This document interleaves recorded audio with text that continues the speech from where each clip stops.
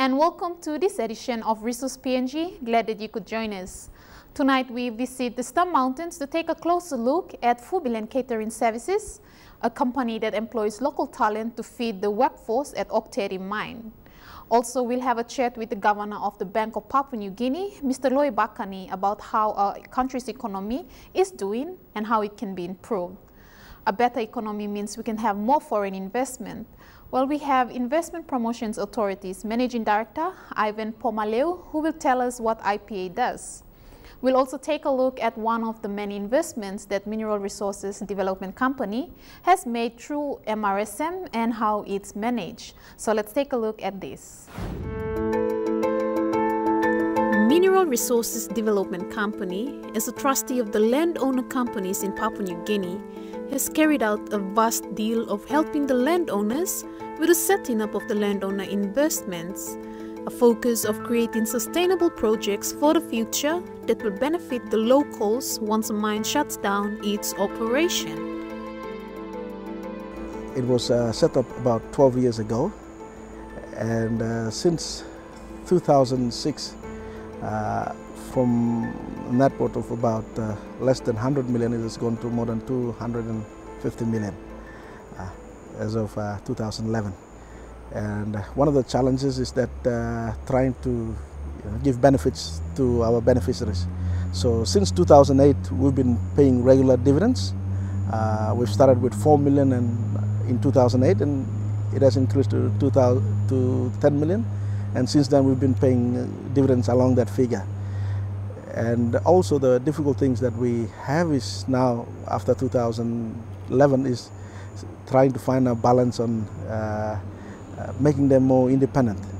And since 2008, we have invested in companies, like you have Fubiland Catering Services, which provided all the catering in the project.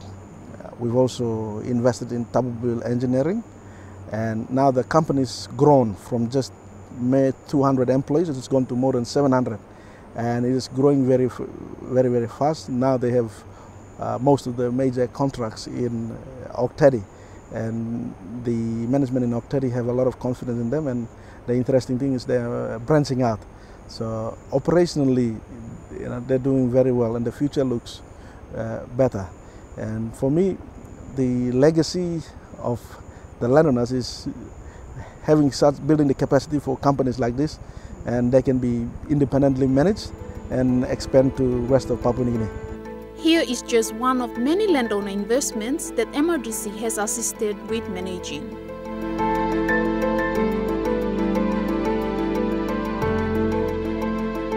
Fubiland Catering Services, or FCS is known to the locals in Tabubil, is the catering company that caters for the workers employed by Okteri Mining Limited.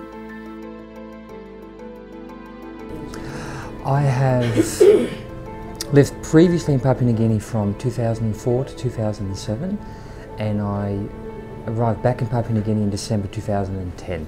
My job as General Manager of Fubiland Catering Services is to manage a team of managers to produce 150,000 meals a month to our client Okteri, OTML. In that, I have to oversee what my managers do. We have regular meetings. I have to oversee the logistics, the food that comes from Australia, from Port Moresby, making sure that it arrives to site on time and that we have enough and do not run out. I have to make sure that the warehouse is running finally, smoothly, and that the food comes to the messes. Make sure that the catering manager is doing what he's doing, that he knows the requirements of the contract, and that the food produced in the mess is up to the standard that Okteri requires us to do. Oversee the accounts department, that our bills are being paid, that our staff are being paid, the human resource department, again that we're employing our people, doing it correctly, we are paying them correctly, and so forth. It's a big operation. We have 148 staff. How many meals are you preparing each day? Each day, approximately 5 to 5,500 meals a day. Fubiland Catering Service comes under MRSM, Mineral Resources Star Mountain, a Western Province landowner company. MRSM represents the interest of the Ok mine landowner groups on whose land Ok operations are situated.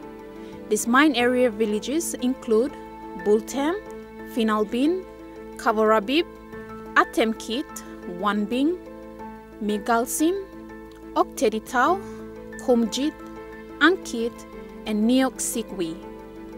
MRSM, as part of royalty, receives 2.5% of the annual OTML dividend, and its sole responsibility is putting these funds into good use. MRSM was established in 1997, and from then on has made investments into ranges of businesses in Tabubil, Port Moresby, and Australia, and employs approximately 700 people. The main companies that MRSM owns include Tabubil Engineering, Fubilen Catering Services, and a couple of hotels. MRSM represents the 10 mine villages of the Star Mountain region of the Western Province. The beneficiaries being the 10 mine villages of Atemkit, Bultam, Finalbin, Kavorabit, Magalsim, Wangbin, Ok Tau, Newer City, Kumkit and Ankit. MRSM was a pretty late starter compared to a lot of the other projects, again, which I was involved in, and didn't really get off the ground until 1997, by which time the mine had been operating approximately for about 15 years. MRSM became a beneficiary of 2.5% of the dividends as dispersed by Octedi, in those days as BHP, to the state. The state held 30% equity in the mine, and of which they released a 2.5% to MRSM. MRSM's funds, dividends, were managed and still are managed by MRDC on the legislation through the state, Mineral Resources Development Company. The investments are quite diverse, both in properties, shares, cash holdings, both in country and overseas. Fubilen Catering Services, as one of MRSM's many investments, was bought off National Catering Services. FCS, like many other catering companies based out in the mining sites, carry out remarkable operations at the mining township of Tabubil. Where we are and where we're located in Papua New Guinea, it takes a long time to get the food from the supplier to us. And if there's any hiccups along the chain, we have a big problem, because we're feeding approximately 2,000 people a day, so if we run out of something, it's going to be a big effect in Tabubil. Because if we can't feed the people, everybody has to go home. We approximately feed 2,000 people a day, and that is made up of people from Octedi, contractors and casual contractors, but all people associated with the mine. Certainly, Fubilen Catering Services is a registered RTO in Papua New Guinea with the NATTB, and we run an apprenticeship program. Currently we have 2 fourth-year apprentices, 2 third-year apprentices, no second-year apprentices this year, and 7 first-year apprentices. With the idea behind that is that we are cultivating our new cooks and our workforce for if the organisation grows.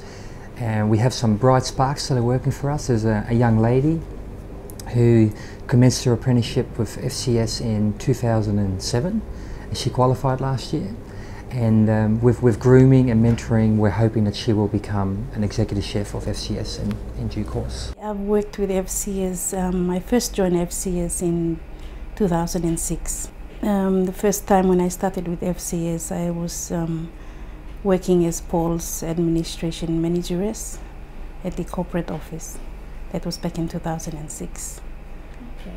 And then as I worked along, I got more involved with the purchasing and logistics of the FCS company, which I do at ordering for the FCS mess and food orders. The challenge is mostly I have to deal with suppliers overseas which I most had to speak to the top people, and I have to get orders on site on time, and for the let's say we had problems with shipping and also trucking in Mosby and also on site as well. Tabubil is a place, it's an enjoyable place, though it's miles away from the sea, but I enjoy the place here. It's more safer than any other towns in PNG. It's the most enjoyable time I have here. And with your job? What is it with your job? With my job, I meet new people, and there's new challenges every day. And I also meet the locals, which I have to learn to speak how they speak the languages out here, which is what I enjoy here. I have grown a lot, and I've learned a lot as well from the management as well as from Paul. And I enjoy the work that I've done to myself and also to the company that I'm working for. Stay with us. After the break, we get a closer look at the kitchen crew who are putting in the hard yards to produce these wonderful meals.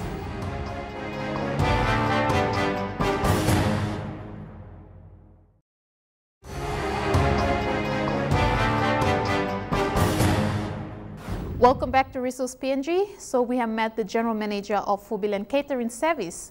Now let's take a closer look at what goes in the kitchen. Breakfast, lunch and dinner are served at the FCS mess for around 3,000 employees of Okteri Mining Limited. The employees all gather and eat as much as they want, as there's a lot to indulge on and the food is astonishing.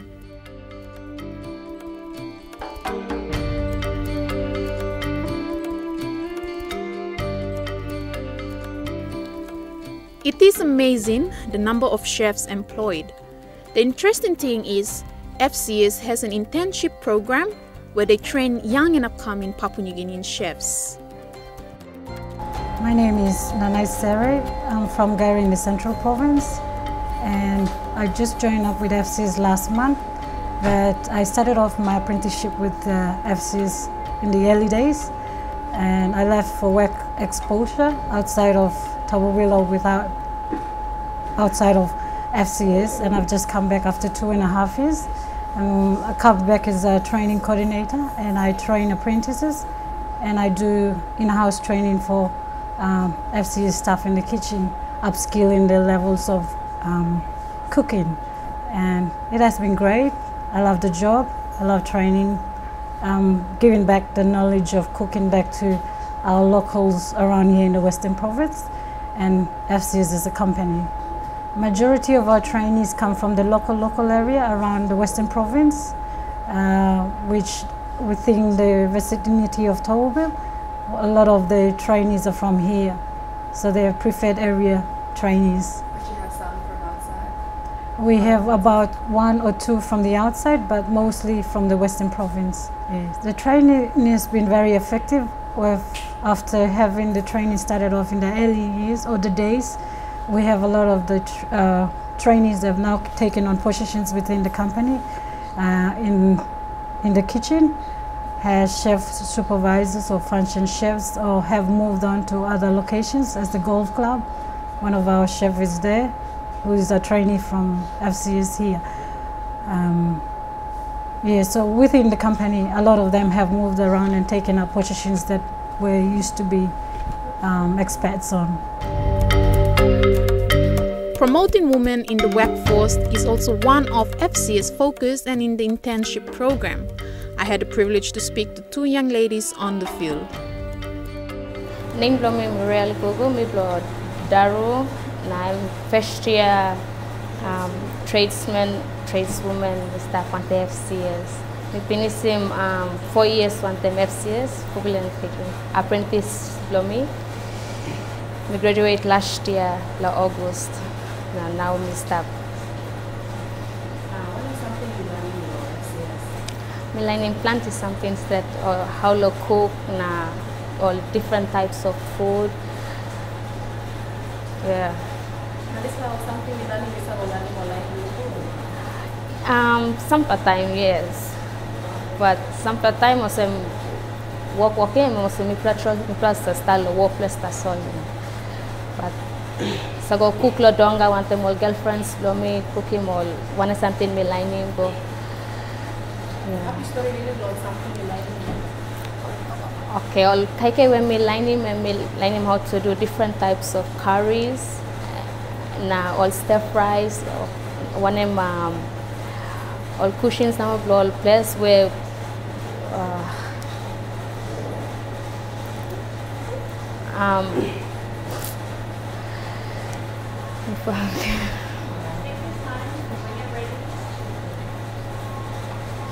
yeah, all kaike blow kind have blow country na blow overseas too, lining with this like especially the hotel staffs where we go and cook food for our guests.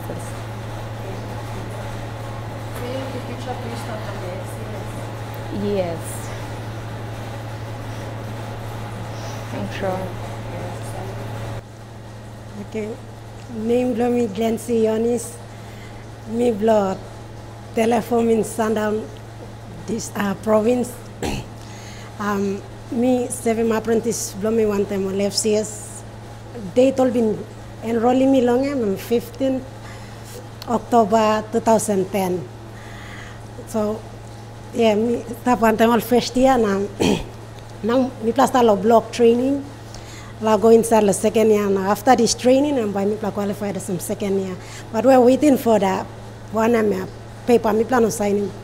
Me plus Salem go down. In the HR form, me plan on signing it. So me plan wait as well. But our training, go on as me start one year finish. One time FCS inside the kitchen, me lining, planting, no plus something. How lo cooking like inside lo mess one got different sections like pastry section, butchery, function, salad, main kitchen yet, yeah, kind. So like apprentice me plus every month also putting me plus lo roster, every month like 1 month pastry section, 1 month salad section. So within that 1 month me plus some lining some blank good me plus something like salad section like overseas salad, kind salad, me plus a line like main kitchen types of soups, curries. But me plan to go in further yet. I'm natural first year me plus start. I'm tassel. Over the company me been work come down on. FCS is the best catering company in this country. Well, Mineral Resources Star Mountain has done a good job of securing food and catering services. A resourceful way for a landowner company, and MRDC is proud to be the trustee.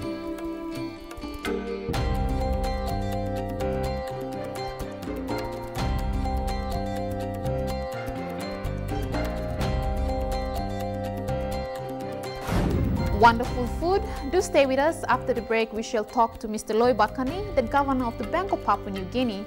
We'll be right back after the short messages.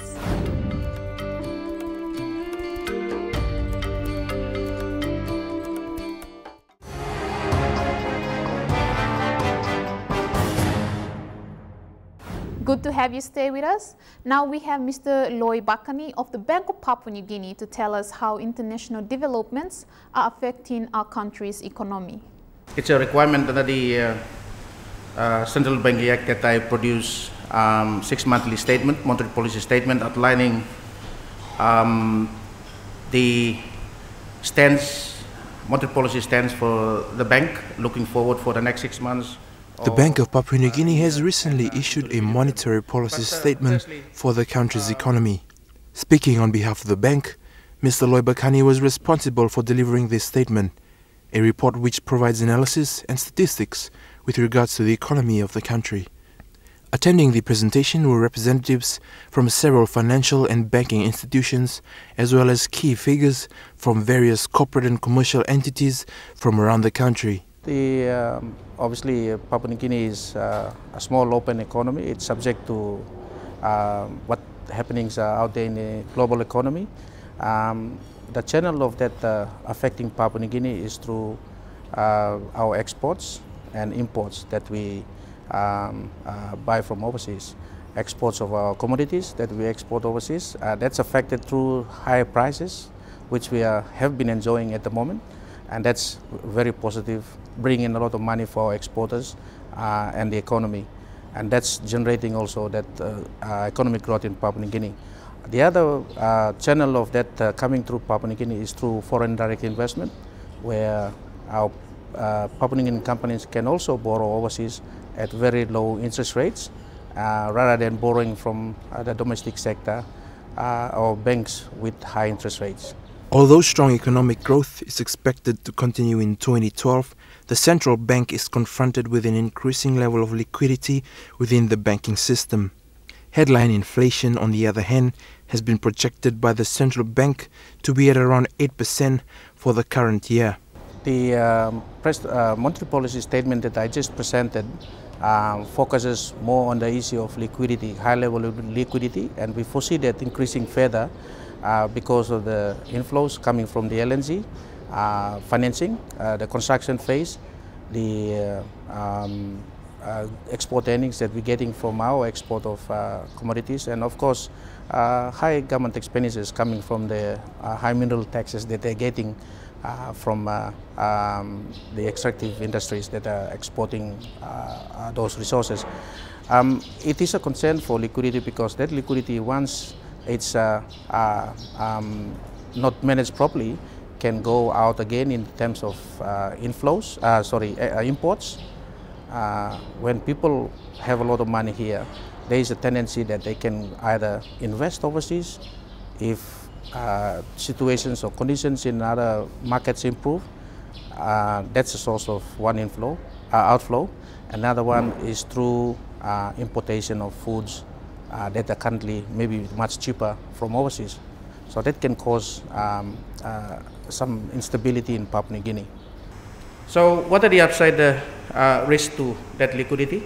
The balance that we are talking about in terms of making sure that that high level of liquidity does not eventuate in the form of high lending by commercial banks that will go out into imports, or even making sure that the interest rates environment here are conducive enough to make people retain the kina here rather than taking it outside of converting into foreign currency and investing it overseas.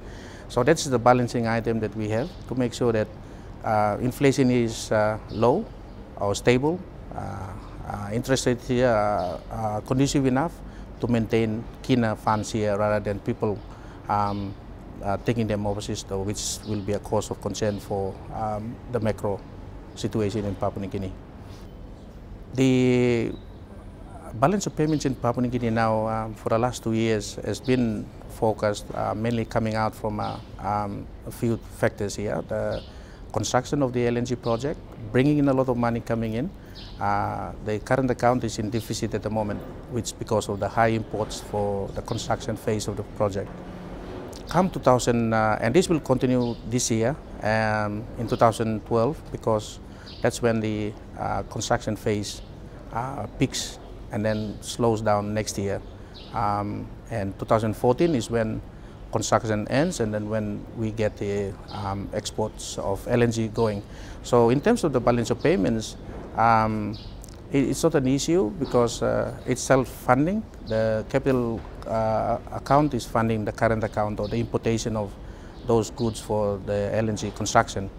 2014 we will have a current account going into surplus. That's when we get the proceeds from our LNG exports. So it's positive looking into 2014 and beyond. That was Bank of Papua New Guinea's Mr. Loy Bakani. Do stay with us. We'll be right back after this.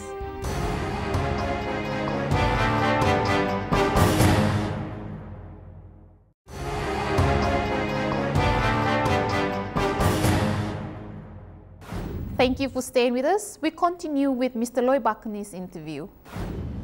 The balance of payments in Papua New Guinea now for the last 2 years has been focused mainly coming out from a few factors here. The construction of the LNG project, bringing in a lot of money coming in.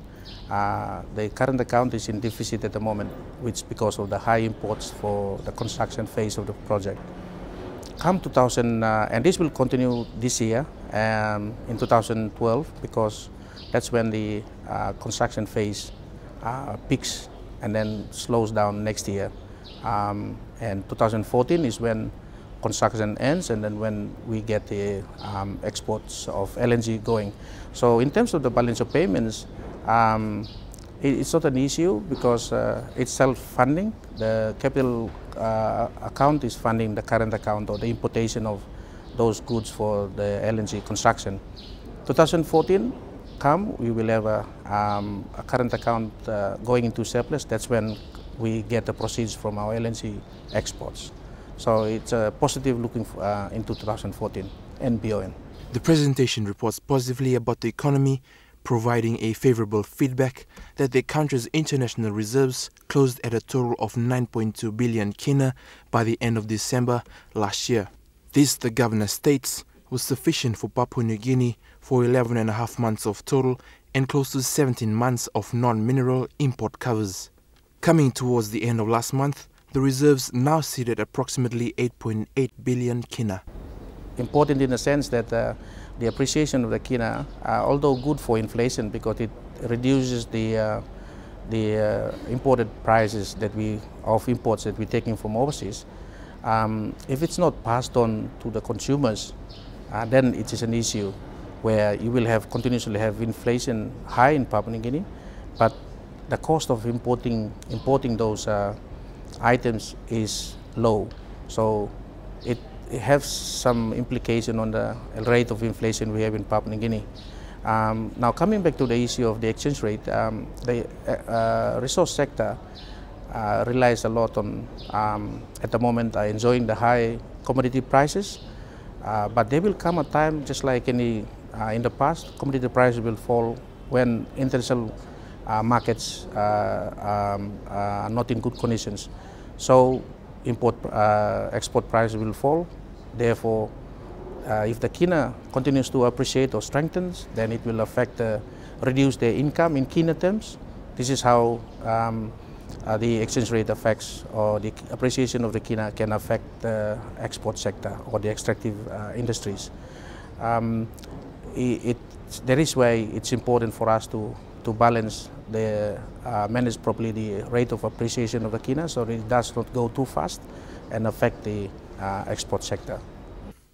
The Bank of Papua New Guinea has also stated that it will undertake several financial inclusion incentives through the improvement of payment and settlement systems, financial education programs, microfinance and mobile phone banking to ensure that the majority of the population participates in the financial system while enhancing competition.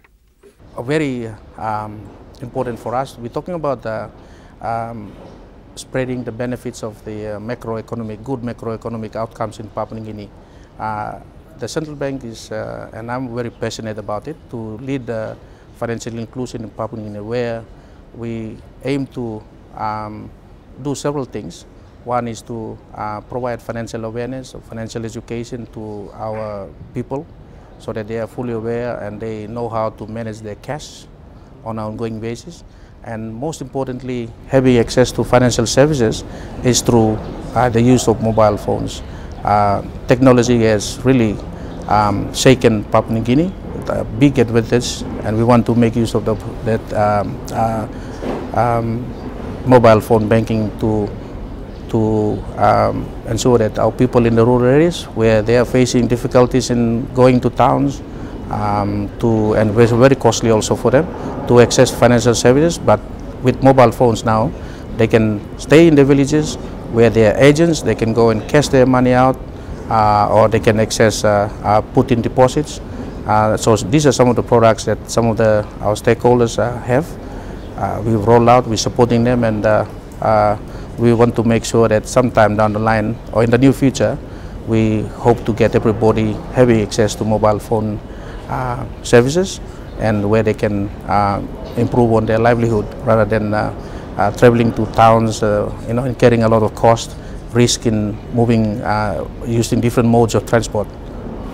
Join us after the break for an interview with IPA's Managing Director, Ivan Pomaleu, to talk about how IPA deals with foreign investors and how it protects the rights of our local workers. See you after the break.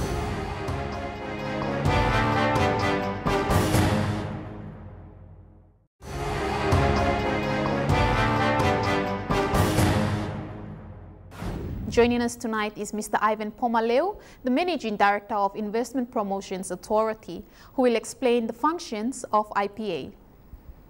Good evening, Mr. Pomaleu, and thank you for joining us on Resource PNG. Thank you for having me on the show. Mr. Pomaleu, how does the Investment Promotion Authority help in capacity building of PNG's resource sector and related businesses? The IPA is in the business of promoting and facilitating investments into and within Papua New Guinea. That's our legislated mandate, and in some ways it is non-discriminatory in that we are in the business of supporting all businesses and all sectors, and our services relate to regulating businesses as they come in, but also providing much needed information on various sectors. So to some extent we deal with all sectors. It so happens that in Papua New Guinea we do have a large level of involvement in the resource sector, and therefore a lot of our work also involves the resource sector. Okay, the IPA is the first stop in the approval process in foreign companies operating in PNG. Have there been any applications that have been rejected recently? And how do you see these companies trying to exploit PNG and its business environment? Well, recently, no. I guess let me just go back and describe the process. When a company wishes to come in and conduct business in Papua New Guinea, it goes through a two-step process. It needs to initially be registered as a PNG company. There's two ways to do that. You could incorporate under the Companies Act as a PNG registered company, or you could register as a subsidiary of a company that is operating overseas. So two steps on that. That's under the Companies Act. After that, you're then required to file an application to be recognized as a foreign company operating in Papua New Guinea. What we do is that we work with the intending company to come and operate here, and we work through the issues that it wants to address. If it wants to go into forestry or fisheries, then we point them in the right direction. So our role is to facilitate those inquiries, those interests. Very rarely do we hit them over the head as a policeman. We allow companies with genuine interest to come through. And I guess in terms of the processes that are required, those are self-regulatory in that they reject those that are not genuine if the shareholding is not clear to us, or if the details that we wanted in, say, the Companies Act process is not clear to us, then that's self-rejecting. But when it comes to the foreign certification, the only question we ask of them is that where do you want to be operating in, either in Port Moresby or in Lae. We ask them what sector of businesses they wish to come in. In some ways, it's all philosophical. The IPA is in the business of encouraging investments. If there are breaches in the legislation, those can be dealt with by the relevant authorities that exist, whether it's in environment, whether it's in labor and those sorts of things. So there's been, since about 2004, the legislation has been redesigned to present a friendlier front to potential investors, rather than to try and remove them as they come in. So it's a shift in approach. We want to to present to investing community that we are a friendly country, we welcome investments. But if there are breaches further down the track, those should then be picked up by the relevant regulatory agencies that exist in government. Mr. Pomelo, there's a current overflow of investors coming into PNG. As we see, there's a high demand in mining, oil, and the gas sectors. What is your opinion of this, and how will this benefit the country? I guess you have to think about the spin-off opportunities that this creates for Papua New Guineans. You have to think about employment, of course, the tax revenues and the equity participation that landowners and the government of Papua New Guinea is involved in. Those are good things for this country. It means we'll be able to provide the government services that's required in the communities. It means we are able to raise the required revenues for schools and hospitals and things like that. The general simplistic way of looking at investment is essentially more investments, more employment, more tax revenues. This all translates into provision of government services. So it's all good for this country.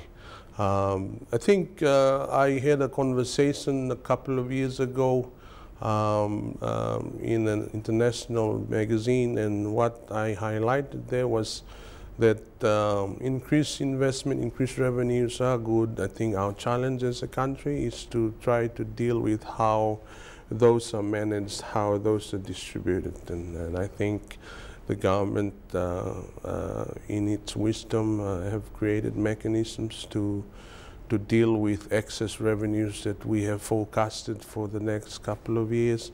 They have designed mechanisms which will be used to ensure that those windfalls are then translated into goods and services that this country requires. Can you explain why Certification Management Committee, or CMC, was set up, and what it does and how often CMC meets? The Certification Management Committee is an internal committee that we established. Its purposes is to screen foreign application. Now, I mentioned earlier in the conversation that there are two steps to a foreign company coming in to set up in Papua New Guinea. A Companies Act process, a registration or incorporation process in Papua New Guinea under the Companies Act. What it does is it's essentially it creates the entity. It brings into life a business entity under the Companies Act. That entity then needs to be permitted to operate as a foreign company. That is covered under the legislation called the Investment Promotions Act. The Certification Management Committee, which meets about intervals of 2 weeks, essentially is there to screen an application or a set of applications that is filed under the Investment Promotions Act. It looks at the basic requirements, what are they here for, who owns the company, from what country, which provinces do they want to go to for businesses, what sectoral interests do they have, what licensing requirements do they have. Then it presents a report to the board of the IPA, who then gives an endorsement or a rejection on the application. So it's a committee established within the process of certifying a foreign company. Don't go away. After this short commercial break, we continue speaking with Mr. Pomelo when he discusses, among other things, his recommendations and expectations for IPA for 2012.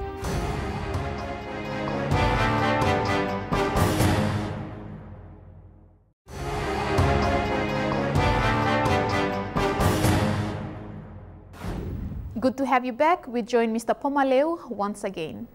What do you see is the Investment Promotions Authority's greatest contribution to Papua New Guinea? Oh, it's when you ask that question, it always means what sort of points have we scored over the years, and I think that question is difficult to answer, and I'll give you the reason for that. I actually said it earlier. Our work is long term. We're in the business of dismantling perceptions that exist and are well grounded, and it takes a long time. If I were to put in a finger on what we have done, it's providing efficient services in registry. Small business people down in Kandep, for instance, want to be able to register a company and do a turnaround in a week's time, not in a month. If you were to go back a couple of years, you find that services have been quite inefficient. We would turn around a registration after a month, after 2 months. We've been able to deal with it a little bit more efficiently. So our business is in registration and repository. That means that we are mandated to keep records so that courts, for instance, can verify if there's a dispute in ownership or in directorship of any company, for instance. We're in the business of promoting this country, and as I said, over the last 5-6 years, we've worked hard to try and dismantle certain perceptions about this country. And if you look within the region, you find that this country has some very positive things happening for it, and we'd like to think that we've played a small part in making those changes in perception. The World Bank, for instance, has been giving out an annual assessment, a perception index, pretty much, on each country, about 173 different countries, and in those reports they give you a ranking. The ranking pretty much tells you how easy it is to do business in a particular country. The ranking for Papua New Guinea has been less than satisfactory. We're working hard to try and dismantle that by addressing a few very key issues in investment promotion focus, in legislation, and we're working into policy to try and hopefully make our index a little bit better. And that's a long-term effort. It's not a one-year effort. You can't measure our successes in 1 year. You're going to have to wait 2-3 years and see new legislation come in and factored into the considerations. You have to build in administrative mechanisms, information-based systems that makes registry more efficient and streamlined. Only then you will find the perception will change, and that's what I mean when I say this is a long-term effort. It's never going to be a one-year deal. If you come and ask me what have you done this year and what are the results, I'll probably not answer that question. So you have mentioned some of IPA's achievements. What does IPA look to achieve this year, 2012? Are there any plans? Are there any future projects that the IPA is looking forward to? There's a few that I could mention immediately. We're in the process of signing a contract with a computer company who will come in hopefully in the next month or so and build in online lodgement capabilities in our registry. When I mention registry, it means the Companies Act, the Registrar of Companies. What we've done is under the IFC collaboration, we have reviewed the Companies Act. And based on that, a computer company will come through and build systems. What that means is that they'll go through the regulation where the processing requirements are, build those into the system. We already have it, but they're going to build it, and then on top of that, build an online capability. That means, as you know, you'd be able to register your company online by filing online, paying online, and a receipt will be generated. It's exciting for us because it means that we can have lodgements come through 24/7. It also means a faster turnaround time. It means that, as you know, with any online lodgement that you do, whether it's signing up for a membership or anything like that, you cannot transmit the forms until it's completed correctly. Now that's exciting for us because it means that when you file a company document, you can't transmit that document online until it's completely and correctly done. And for us it means that the back office examination processes is almost nil. It means we'll be able to turn around that application at a faster rate than if you were to file manually as we are doing now.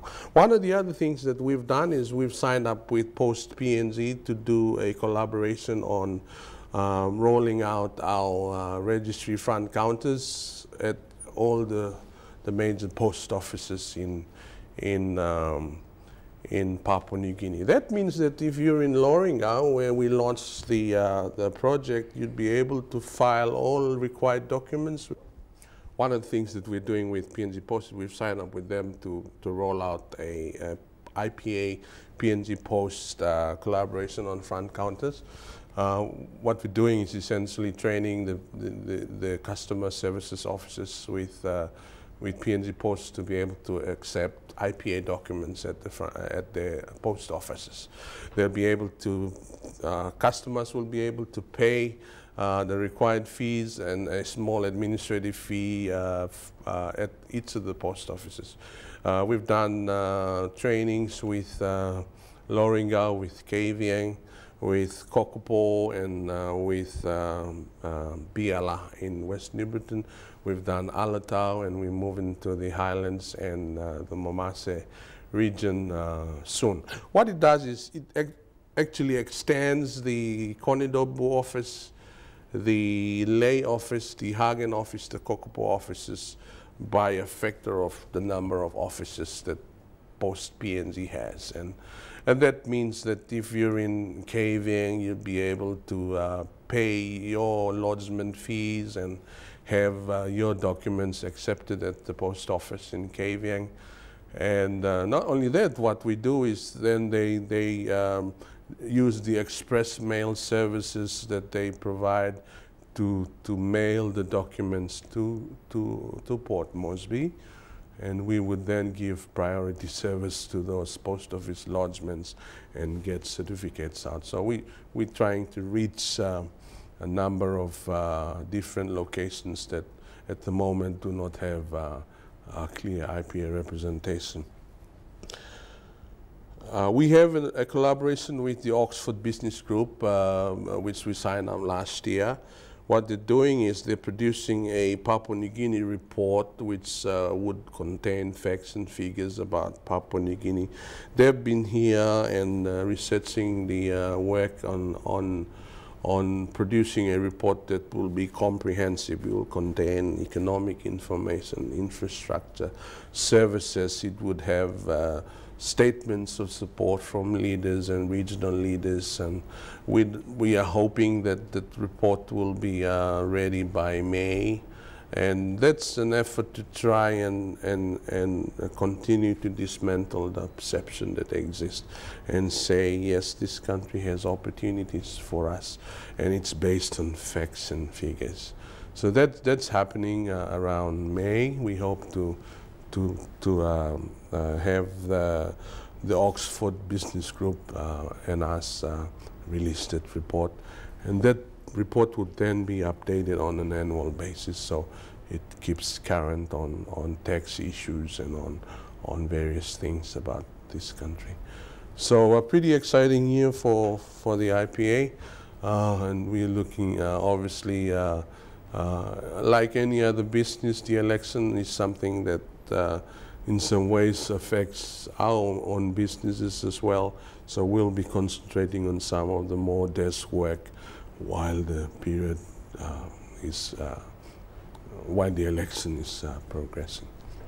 Okay, that sounds like a lot of exciting projects coming on board by IPA.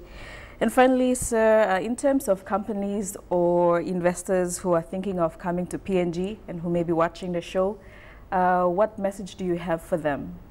Oh, this country has a lot of opportunities. We have in the resource sector definitely, and I'm sure the viewers have heard from the people who are working in the sector how much opportunity there exists there.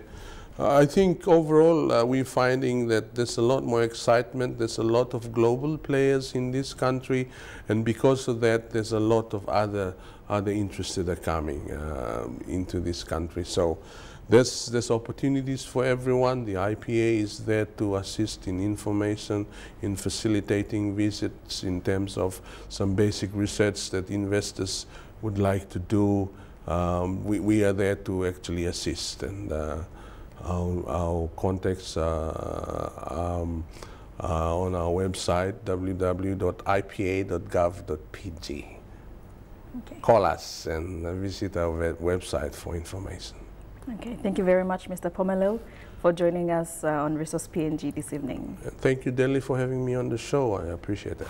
This ends another program for tonight. Thank you for staying with us. For next week's edition, we'll feature the Digicel CEO, John Mangos, and have a look at landowner investments.